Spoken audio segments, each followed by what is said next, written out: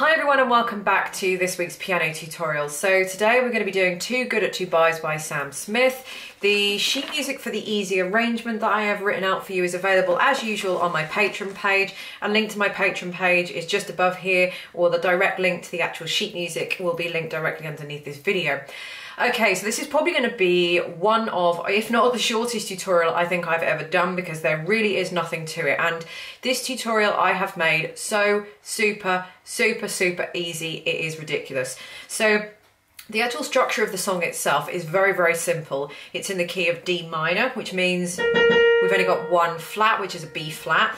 And the good news for you guys out there that are maybe less experienced than others, you're gonna love this because the left hand is so easy.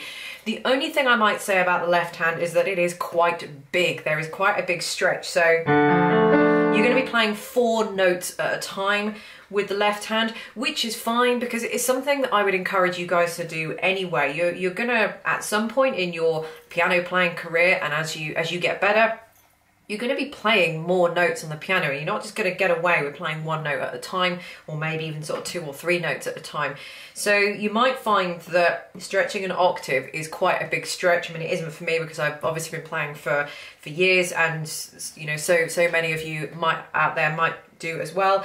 But for those of you that haven't, I actively encourage you to try these chords. I mean, at the absolute worst, miss out the bottom note of the chord. So for example, the first chord is this one. If you really can't do it, which I strongly advise against doing this, but you could miss out the bottom one and just play it like this. You know, it's completely up to you, but I would advise not doing that if possible and playing the full chords. So anyway, the chords all the way through are this, and then this one, and then this one, and then this one. So if you notice, once you've got the first one, the second one, you keep these middle 2 the same, and you literally just, can you see how I'm just moving the outer notes, which is where the octave kind of comes in. So chord 1, chord 2, chord 3, I'm going to keep the outer notes in, and I'm just going to move the middle 2. And then chord 4 is just a little bit further down here. And that is it with the left hand. The left hand does that all the way through. With the right hand,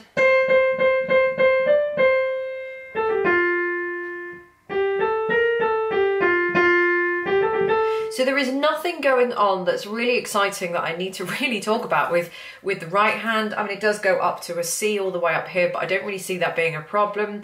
I just want to mention something about the rhythm. You might find the rhythm that I've put here is maybe very slightly different to how he sings. Sometimes how a singer sings a melody, you can't always replicate the same thing in an instrument, just because the voice is a completely different instrument, obviously, to anything else. So, you know, when he's doing the kind of la, that kind of thing, like trills and nuances, I'm sorry, I'm not a singer, as you can tell, but when he's doing that kind of thing, it's very difficult to put it out into notes because he's sliding he's sliding more into notes than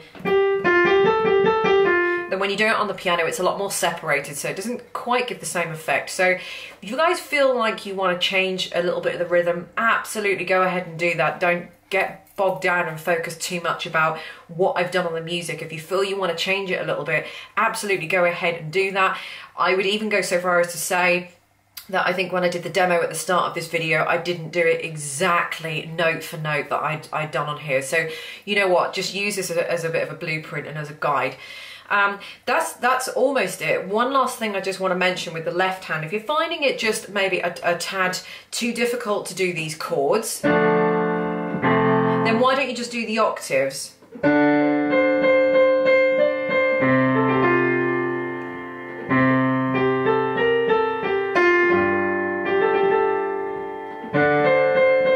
it's not going to be quite the same, is it, as putting as the rest of the chords in, because you're missing out half the notes.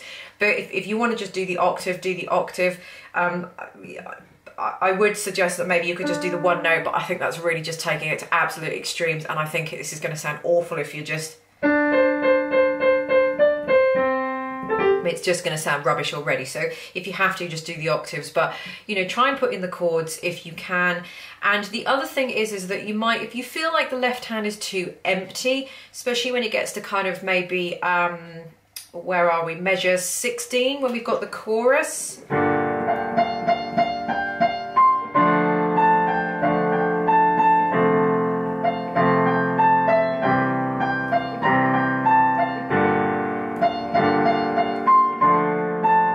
So you can just pulse them. So instead of holding it for 4, 1, 2, 3, 4, 1, 2, 3, 4, hold them for 2 beats.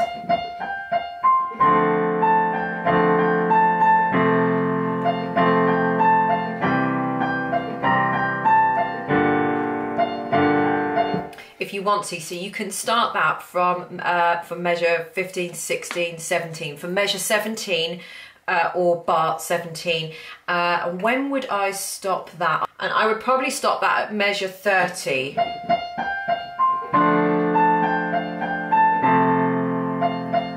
And then go back to doing this as normal. So there we go, a nice, very, very quick and simple tutorial. Thank you very much for watching, and I will see you next Tuesday for next Tuesday's piano tutorial. Bye.